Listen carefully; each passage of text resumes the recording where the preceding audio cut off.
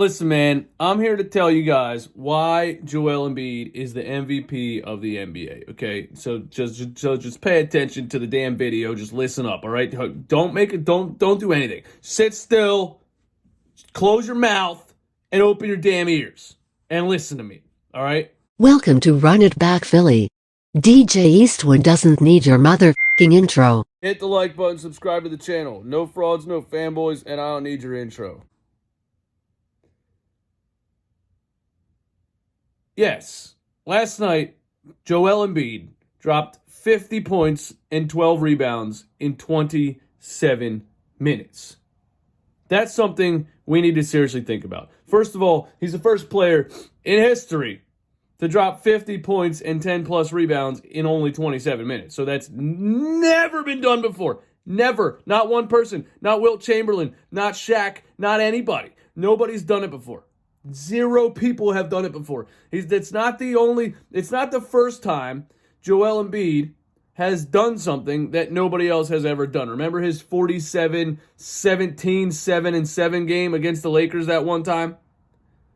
So he's a ridiculous talent. He's one of the greatest players to ever play the game. He now has two things that have never been done before by anybody else. But I'm talking about why he's the MVP of the 2021 NBA season.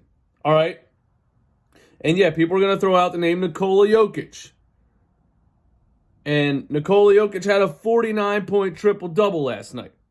Okay? That's amazing. The guy's an amazing talent. I'm not one of these fanboys that are going to sit up here and be like, oh, Jokic sucks. He's fat and slow. He sucks. He's not like, come on, bro. The guy's phenomenal. The guy's a ridiculous talent. The guy is basically a 7-foot-tall point guard. The guy has a passing ability that has probably never been seen before by a man his size. And he hit Aaron Gordon in the corner last night on a ridiculous cross-court dime for him to hit a game winner in the corner. But I want to explain to you why Joel Embiid is the most valuable player in the NBA in 2021. And it's not on the offensive side of the ball. It's on the defensive side of the ball. This is what I need to explain to you. Look at this picture right here. This was the fourth quarter. Joel Embiid had 48 points at this time. The Philadelphia 76ers were up by 23 points the moment this happened. Joel Embiid came back into the game. He didn't have to come back into the game. The game was over. It was the Orlando Magic.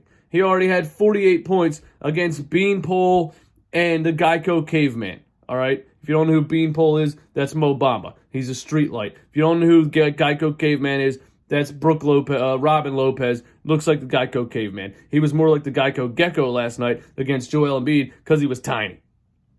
Neither of those guys stood a chance. We knew he could score against those dudes. We didn't know he'd put up 50 in 27 minutes on an absolutely ridiculous array of shots. Fadeaways, hook shots, baseline fadeaways, step back threes, under the rim, up and under, dunks driving down the lane, everything. He did absolutely everything. But that's not why he's the MVP of the NBA. He's the MVP of the NBA because of this photo. He came into the game just to try to break his own personal scoring record of 50 points. He came back into the game just to try to get 51. But when he was back in the game, the Philadelphia 76ers were up by 23 points. He already had 48 points. Cole Anthony drove down the other side of the court and attacked him at the basket. Now, Joel Embiid could have just backed up. He could have just said, this game is over. I don't need to contest this shot. Have your little wide open layup, Cole Anthony. It's all good. Have your little wide open layup. I'm trying to go get 51 on the other end. He could have done that. But something inside of Joel Embiid will not allow him to do that. He had 48 points. The Sixers were up by 23. The game was over. He was only in the game to try to score 51. And he made this defensive play. He made this defensive play. And not only did he go out of his way to make a defensive play that he didn't have to make when the game was already over, he made a picture-perfect defensive play. The body control this dude has, the wherewithal, the awareness, to know where the ball is, to be able to track the ball midair without fouling while jumping at 7 feet tall, 280 pounds, is absolutely ridiculous. He's not just one of the best offensive 7-footers we've ever seen. He's actually one of the best defensive 7-footers we've ever seen at the same time. And Joel Embiid being in the physical condition that he's in this season, allows him to play the offensive side of the ball and the defensive side of the ball. Shut up! Yes, I'm talking to you. I told you I need you to be quiet for 10 minutes.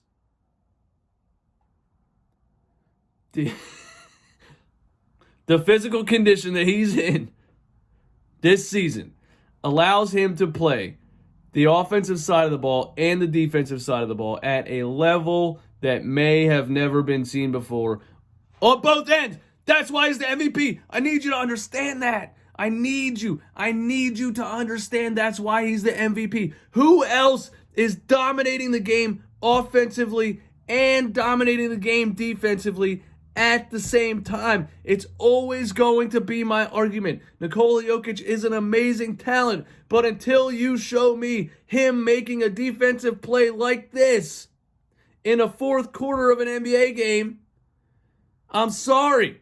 The most valuable player is Joel Embiid. It's just a fact. It's just an absolute fact. 50 points in 27 minutes and a block like this with up by 23 points when he didn't even have to be in the game. The guy's a phenomenal talent, one of the best we've ever seen, and he's the MVP of this season. He has no supporting cast. The Sixers roster is fucking awful. Like, let's keep it a buck. They're not good. This is probably a lottery team without Joel Embiid on the floor. He also became the first player in the last 25 years to have two 20-point quarters in the same game. Joel Embiid cannot go his entire career without winning MVP one time. He deserves it this season, and he's only getting better. And y'all better be scared about it. Now, Daryl Morey, make something happen. Peace.